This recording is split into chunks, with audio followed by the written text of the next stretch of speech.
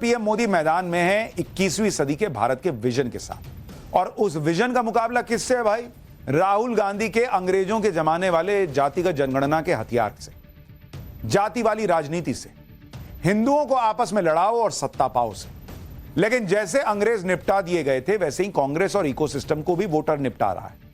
Brand Modi की प्रचंड लहर के पीछे और क्या क्या है, एक रिपोर्ट में देखिए। हमारे लिए मुद्दा देशवासियों के सपने हैं। न मैं रुकने वाला हूं, न मैं थकने वाला हूं, और न ही झूठ के सामने कभी झुकने वाला।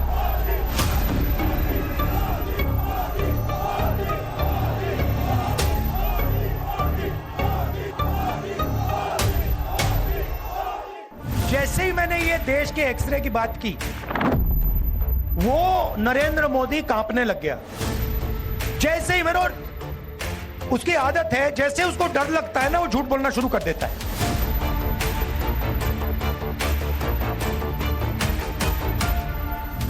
मेरे खिलाफ साजिशें रचेंगे, लेकिन उन्हें पता नहीं है जो डर जाए वो मोदी नहीं हो सकता।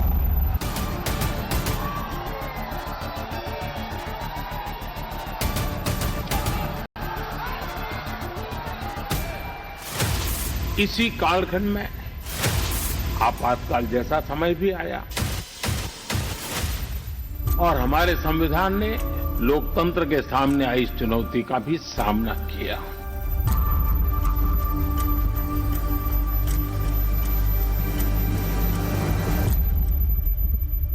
हिंदुस्तान का संविधान है, मैं आपको गारंटी देकर कह रहा हूं कि नरेंद्र मोदी जी ने इस किताब को नहीं पढ़ा है।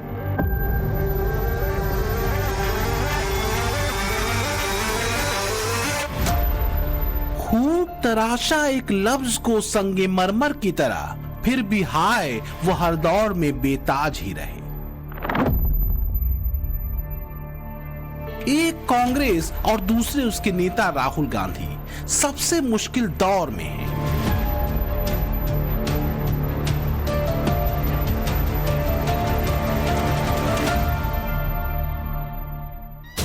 हर बार बदलाव के दावे के साथ कांग्रेस और उसके नेता मैदान में उतरते हैं, नए दावों को आसमान में तानते हैं, और फिर क्या होता है ये सब जानते हैं। नरेंद्र मोदी जिंदाबाद।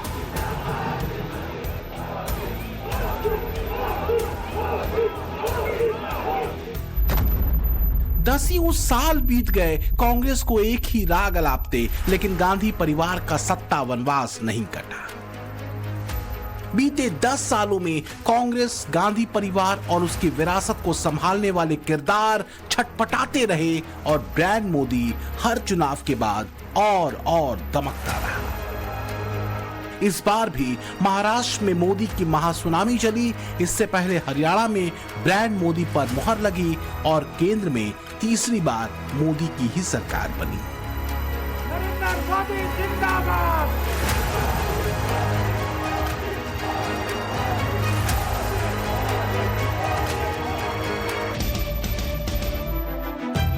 बीते 10 सालों में ब्रांड मोदी भारत की राजनीति का एक बड़ा फिनोमिनन बन चुका है, और मोदी फिनोमिनन फिलहाल तो कांग्रेस या कहे पूरे विपक्ष के लिए अभी भी अबूझ पहेली की तरह है। लेकिन सच यही है कि न तो कांग्रेस को भरोसा होता है, न ही दूसरी पार्टियों को कि वर्क और विजन के भरोसे भी सत्ता बनाई जा सकती है। ब्रांड मोदी के असरदार रहने की वजह है उनकी राजनीति का शट दर्शन, जिसमें पहला दर्शन है सिर्फ काम बिना विश्राम, दूसरा दर्शन है गवर्नेंस पर फोकस, तीसरा दर्शन है आगे के लक्ष्य की बात यानी देश के भविष्य के ब्लूप्रिंट पर काम।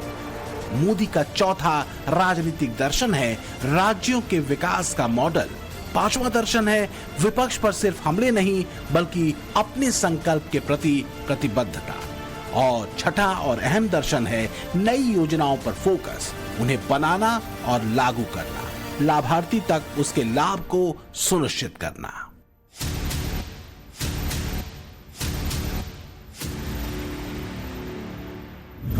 छोटा सा बिजनेस है, हैंडबैग मेकिंग का, हैंडमेड का, तो मैं उसका बिजनेस मैंने सोनी दी से मैंने लाभ लिया है और मैंने अपने बिजनेस को आगे बढ़वाया।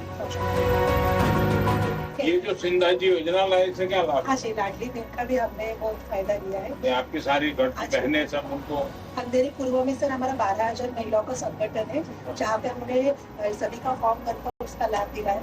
तो मिल गया पैसा, हाँ जी सर, 3 हफ्ते और गए। सब खुश है। Yes yes.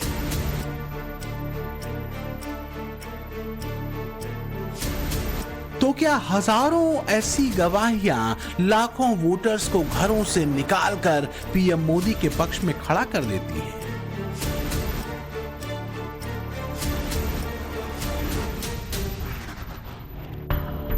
कहते हैं कि राजनीति पूर्वाग्रहों को बटोर कर चलती है, जबकि व्यावहारिक व्यक्ति तर्क को लेकर, कल और आज के फर्क को लेकर चलता है। और 2014 के पहले और बाद का फर्क लोगों के जहन में इतना गाढ़ा, इतना बड़ा और इतना अभूतपूर्व है, जो विपक्ष की लाख कोशिशों के बाद भी उन्हें मिटता नहीं दिखता।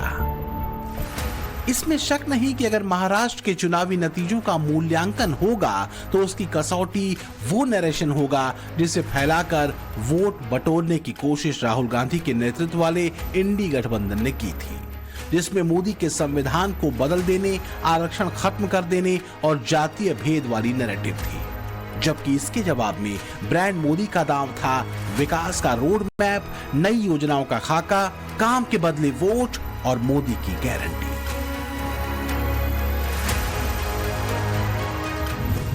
हरियाणा के बाद महाराष्ट्र के चुनाव का भी सबसे बड़ा संदेश है एकजुटता।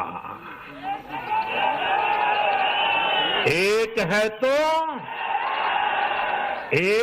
तो ये आज देश का महामंत्र बन चुका है।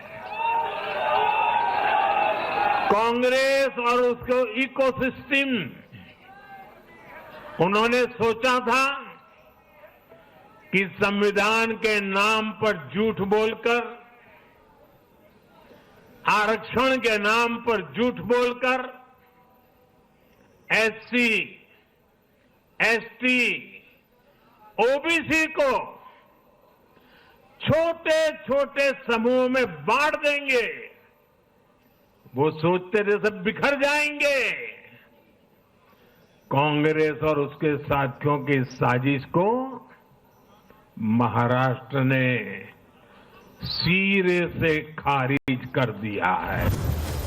सच कड़वा होता है, लेकिन कड़वा सच कांग्रेस की लगता है नियति बन चुका है, जिसे हर बार कांग्रेस नकार तो देती है, लेकिन हर चुनाव के बाद ये कड़वा सच फिर उसके सामने आ खड़ा होता है।